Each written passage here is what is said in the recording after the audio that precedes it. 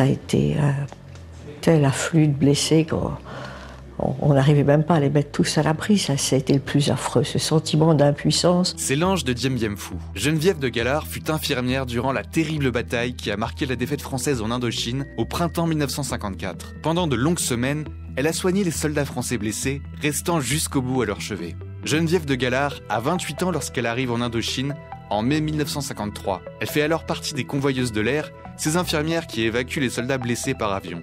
Le 28 mars 1954, son avion se pose de nuit sur la piste d'atterrissage aménagée au cœur du camp retranché de Dien Bien Phu. Mais les Français sont déjà encerclés par des dizaines de milliers de soldats Viet Minh et écrasés sous leurs obus. Le 28 au matin, la piste était à peine visible parce que la nuit était très noire, la piste était glissante.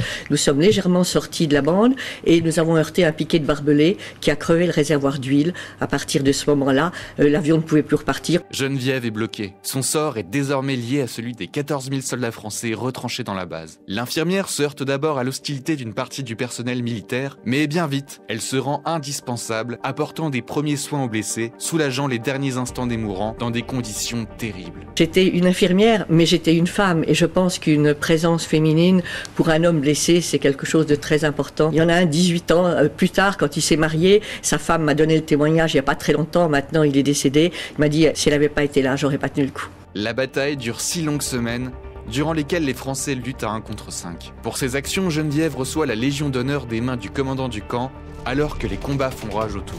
L'attaque du 30 mars, toute la nuit, l'artillerie a tiré et on ne pouvait pas brancarder les blessés sous les tirs d'artillerie. Le lendemain matin, ça a été une déferlante de blessés qui arrivaient couverts de boue et de sang sur des brancards ou claudiquants. Et en quelques minutes, l'antenne a été envahie. On ne savait plus où mettre les brancards. Et le docteur Grovin m'avait demandé de les déconnecter, c'est-à-dire de faire des intraveineuses pour soulager leur souffrance et leur permettre d'attendre l'opération. Le 7 mai, le camp français tombe.